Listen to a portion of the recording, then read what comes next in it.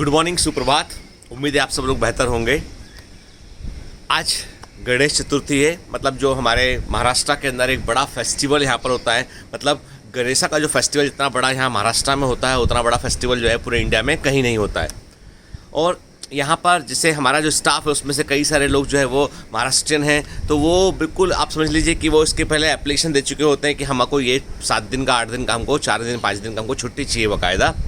क्योंकि this is समझ लीजिए जैसे लोगों के घरों में मैरिज फंक्शन होता है, कोई बड़ा जो है वो समारोह होता है, वैसा महाराष्ट्र में जो है वो गणेश उत्सव को मनाया जाता है। यहाँ पर इस साल जो है सब कुछ सूना है जस्ट बिकॉज ऑफ कोरोना को, कि जैसे नहीं तो लास्ट ईयर तक जो है यहाँ पे लाल बागचा राजा और बड़े बड़े जो है गणपति जी के पंडाल लगा करते हैं यहाँ पर, और लाखों की संख्या में भीड़ वहाँ जाती भी है। और मतलब यहाँ पर जो है वो लोगों की बहुत सारी मान्यताएँ भी है। यहाँ पर जो है वो इंडिया का one of the very famous temple Siddhivinayak temple जो है, यहाँ पर जो है वो तमाम बड़े सेलिब्रिटीज़ वगैरह भी जाते हैं। वो भी बड़ा जो है वो सॉर्ट आफ्टर प्लेस है। जो भी आता है मुंबई तो कम से कम वहाँ ज़रूर विजिट करता है, वहाँ जाता है। हाजी अली दरगाह है, वहाँ भी जाता है। तो मुंबई में बहुत सारे ऐसे स्थान हैं जहाँ पर लोग जाते हैं, जो भी घूमने आते हैं। तो सिटी में कई अट्रैक्शन पॉइंट है, लेकिन ये जगह पर व्यक्ति ज़रूर जाता है। अब गणेश उत्सव से एक बड़ी इंटरेस्टिंग बात मुझे ध्यान आई। ये बात है 1995 की। कभी पूछेगा आपकी मम्मी से, पता होगा, उनका पापा को पता होगा। 1995 में एक घटना ये घटी कि उस समय की बात है जब मैं पीएमटी के लिए तैयारी कर रहा था, मेडिकल एंट्रेंस की तैयारी कर रहा था, तब की बात है। घटना ये घटी कि सडनली जो है वो महीना क्या था, मुझे लगता है शायद अक्टूबर का महीना रहा होगा, कि सडनली खबर आती है कि जितनी भी गणेश जी की मूर्तियां हैं, जो भी गणेश जी की प्रतिमाएं हैं, शंकर भगवान की मूर्तियां हैं, वे सब दूध पीने लगी हैं पूरे इंडिया में। और ये खबर जो है वो ऐसा तेज़ी से फैलता है, ये र्यूमर, कि पूरे इंडिया में ये खबर हो जाती है। और हर मंदिर के बाहर भीड़ लगी होती है, और लोग बाग जो है वो कटोरियों में, चम्मचों में कटोरियों में, गिलासों में दूध लेके खड़े होते हैं कि हम भगवान को दूध पिलाएंगे। उस दिन जो है मैंने खुद आंखों से देखा कि हर छोटे बड़े हर मंदिर के बाहर जो है लोग खड़े हुए थे और दूध लेकर, और उनको सबको इस बात का यकीन था कि भगवान जो है वो दूध पिएंगे।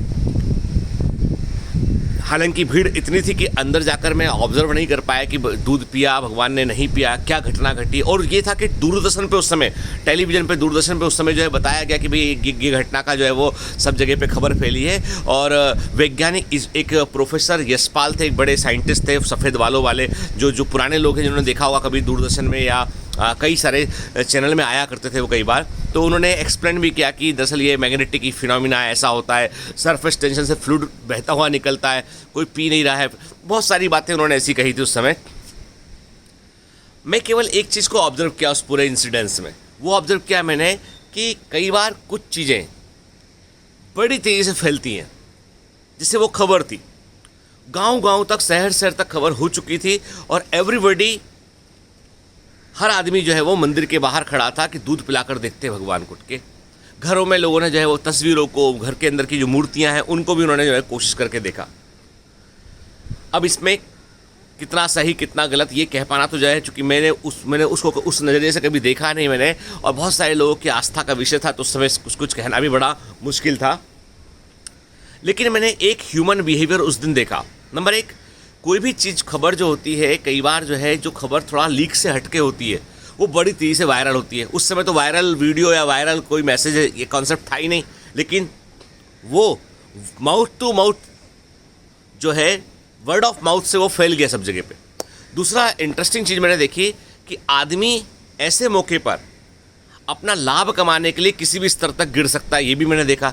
लोगों ने दूध को 100 रुपये किलो लीटर तक, 100 मंदिर के बाहर उन्होंने छोटे छोटे जो है दीपकों में दूध को रख दिया उन्होंने, और वो दीपक भी बेचना शुरू कर दिए कि भाई दूध का दीपक 2 रुपये का, 4 रुपये का, ठीक है। तो लोग, और वो ओवरऑल यदि क्वांटिटी देखेंगे तो वो 100 रुपये लीटर, 100 रुपीज़ लीटर। उस समय मिल्क बहुत सस्ता रहा होगा ना, ये 95 की बात है, आज के 25 साल पुरानी बात है। और लोगों ने उस समय भी 100 रुपये लीटर तक मिल्क को बेच दिया दीपकों में भर के, कि दीपक लाके भाई तुमको भगवान को पिलाना है, ले जाओ दीपक, ठीक है।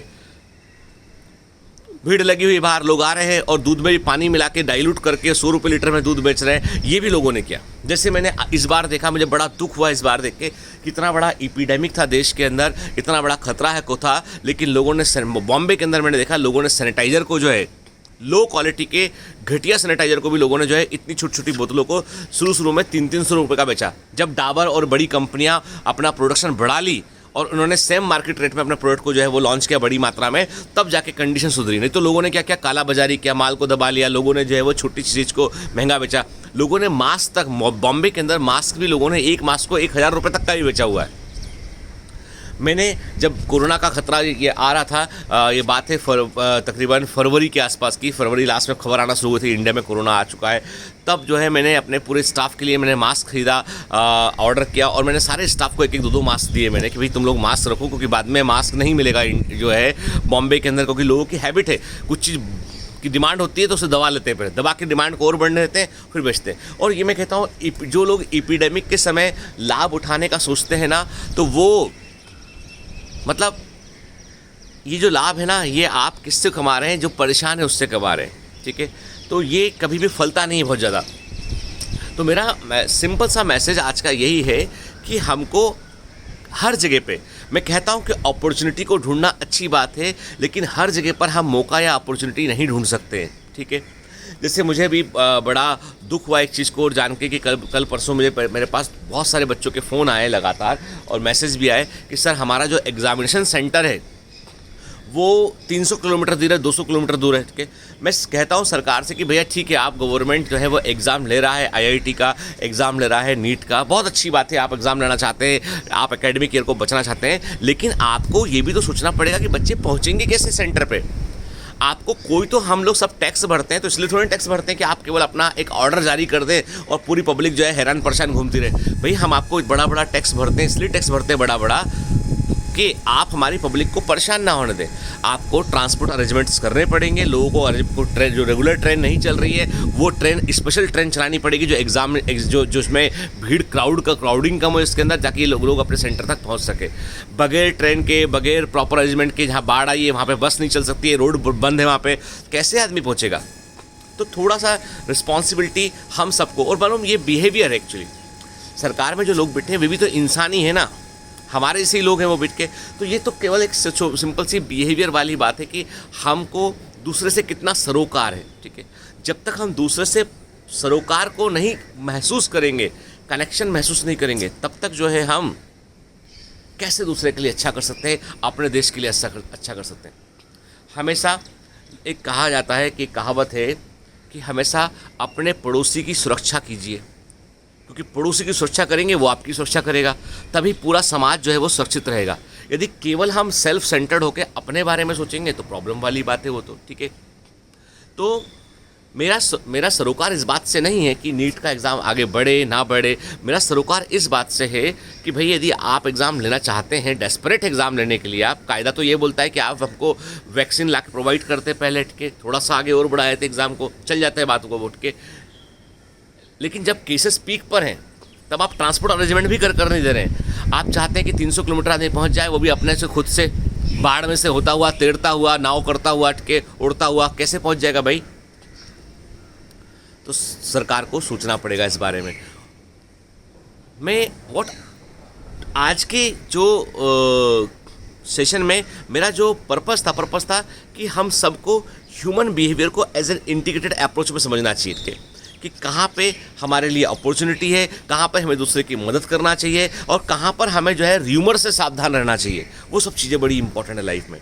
और मैंने यही एक बात सीखी है, सबसे इम्पॉर्टेंट बात मैंने सीखी है कि वक्त कभी भी आपके अनुसार नहीं होता है। वक्त कभी भी आपके अनुसार नहीं होता है, वक्त को अपने अनुसार ढालना पड़ता है, ठीक है। अपने अंदर ऐसे यथोचित परिवर्तन करने पड़ते हैं कि वक्त आपके अनुसार हो जाए। एक बार अलेक्जेंडर द ग्रेट ने कहा था कि मैं कभी इस बात में यकीन नहीं करता हूँ कि कोई फैसला गलत या सही होता है। मैं कभी इस बात पर यकीन नहीं करता हूँ कि कोई फैसला गलत या सही होता है। मैं बस फैसला लेता हूँ और फिर उसे सही करने की कोशिश करता हूँ। Have a great day, all the best.